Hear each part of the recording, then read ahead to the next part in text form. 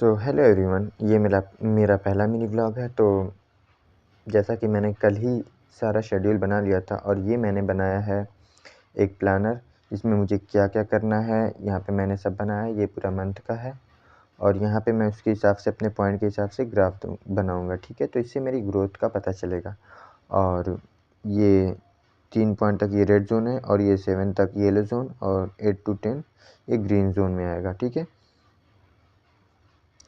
तो आज सुबह मैं उठ गया था और मैंने नमाज़ भी पढ़ी और एक्सरसाइज भी की मैंने, और बायो भी एक चैप्टर किया मैंने। फिज़िक्स केमिस्ट्री नहीं किया, क्वेश्चन नहीं किया। हाँ, एक वीडियो मैंने बनाया और फ़ोन लेस देन 2 और ये नहीं, फ़ोन मैंने ज़्यादा चलाया था और ये नो फेक प्लेज़र ये मैंने किया था।